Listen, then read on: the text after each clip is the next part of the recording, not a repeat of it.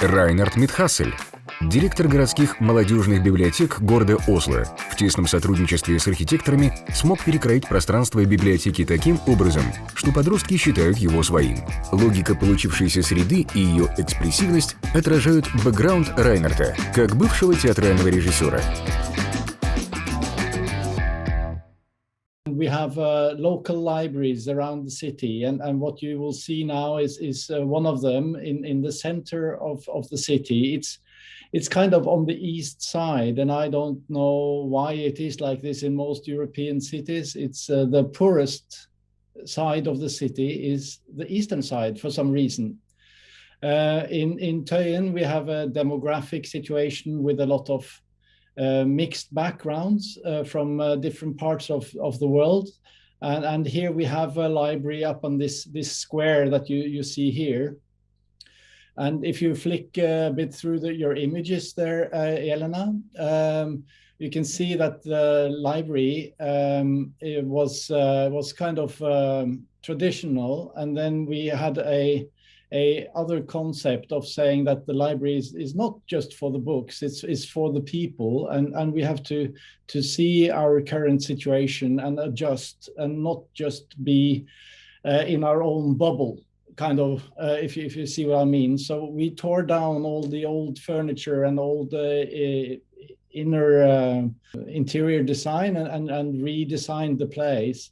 So here you can see some images from the new kind of library and a way that people can stay there. So the books are put to the side, and the sharing between people and experiences that they have is what we aim for, to cater for. That's what the people need, a place to be together.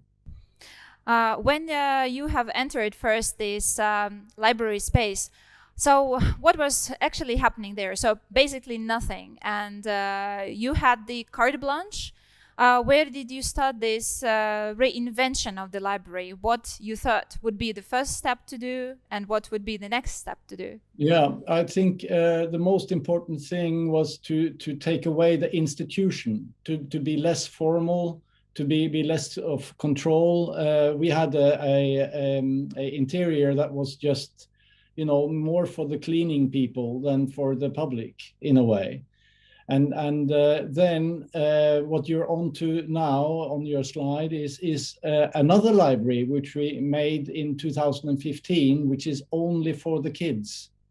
We had got finances for the city because of the kids had a challenging situation growing up in this area. The politicians asked us to make a special library only for the teens, and which was a fantastic opportunity for us. And then we talked to the kids. So the slide you're showing now is kind of the input we got from the children on what they needed. It's no reason for us to make a library just for us. It's got to be for the users, and we need to relate to their situation and the current time of the 20th century, and not try to remake whatever was our idea of what they should like, but rather make something they actually like. How did you reach them? I mean, what I was also thinking now about that you were talking about teenagers that are living in certain area, and you also said that this area they are living in, it's very mixed in a social way. What was your point? Did you approach this social, these socially different kids in a different way, or did you try to mix them from the very beginning?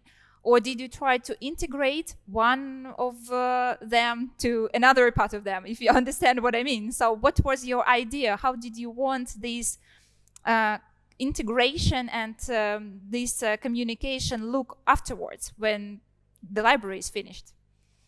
I think we treated the kids as one group, even though they have different situations at home. For example, some live in small apartments and they're big families, and others are born and living in homes with bookshelves, to put it like that.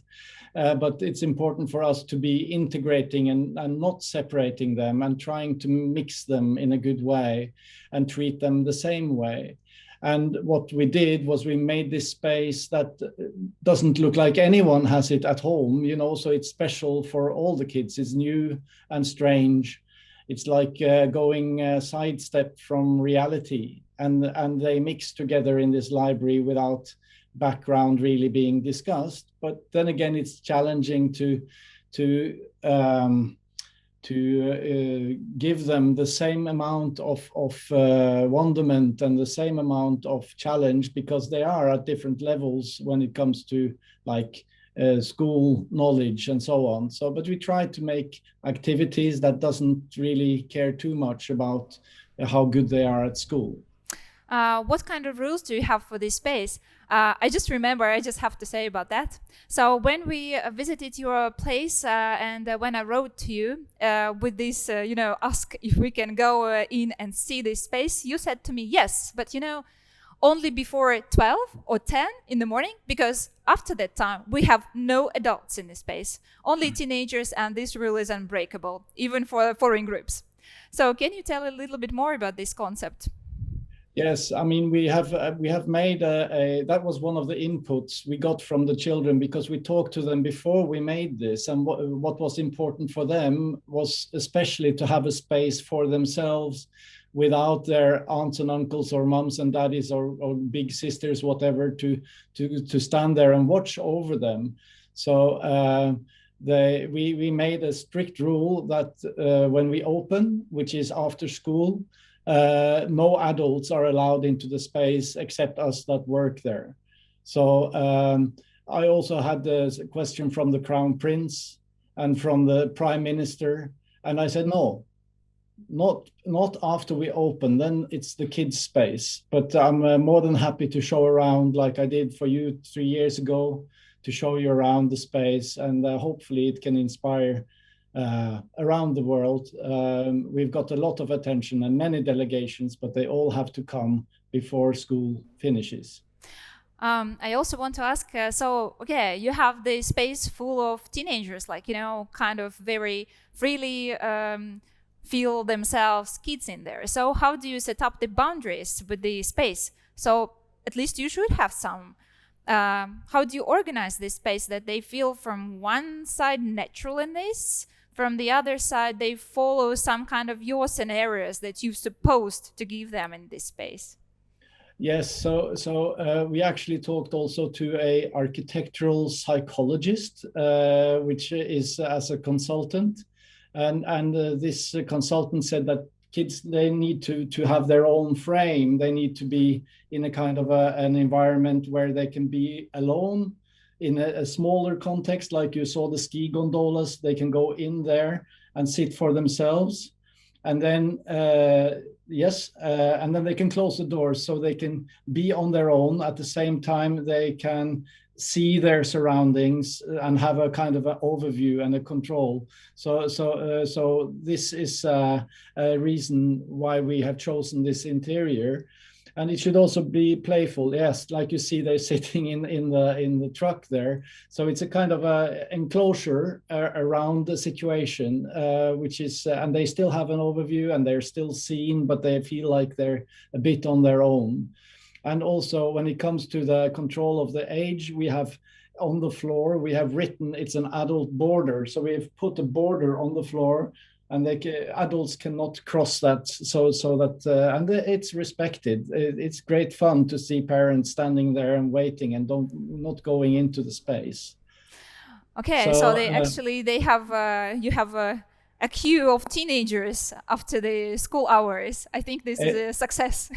Every day when we open, there's a queue outside. And we, as you see here on the picture, we try to get them to collaborate in challenges that everyone can take part, and they are together, and they learn how to be together in a good way, in a tolerant way. It's about, like the books, it's all about getting a perspective, and they don't read so much, these kids, and we try to get them to read. But when they're not reading, we try to give them what they need in different ways. We have a kitchen, we have a stage, we have a workshop, and we have lots of activities where they learn skills, yes, but also they get a sense of self-worth, a sense of mastership, and also a sense of how to be together and to handle life in a broader sense than school is teaching them. I think that this space now, when I go through the pictures, it looks very like, artistic and bright to me. So we've been seeing quite a lot of different interiors here through this conference, and I think I just don't ask this, but I already know that you have the theater background. Can you please tell a little bit more about this? How's this your background as a theater person influences the feeling of the space and how you build this space?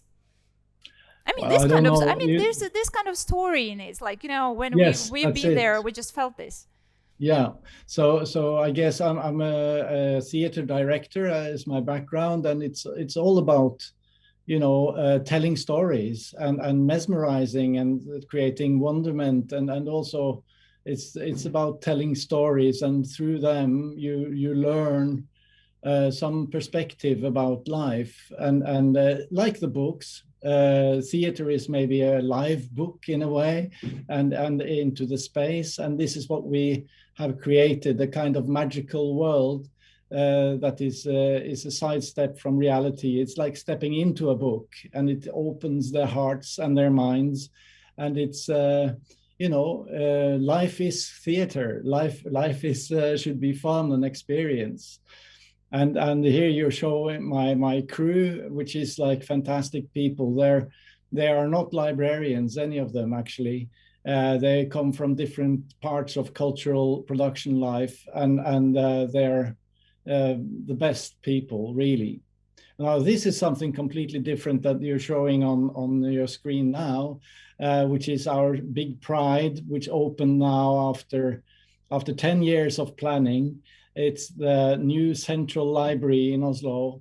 And a lot of the ideas that I made up at Tøyen was kind of a result of the planning process for this building, which I also was central on before I moved to Tøyen. I was responsible for the spatial program here from the library side. How do you see? So I remember that you said so that this was planned before you opened the previous project, this teen project.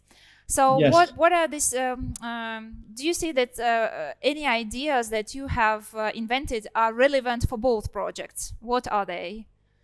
Well, I think it's something about investigating something that is different and new. That is the most important, that we have learned how we must change, not only building an interior, but how we need to understand ourselves in a different way. And then that we can be a bit playful, and that we should cater for people. The people are more important than the books in a way. So it's situations in the library for discovery, for sharing, and for co-production, and that is kind of the modern way of knowledge exchange, and not so much about the books. The books are still there, they're wonderful, but we also need to add a modern dimension to the space.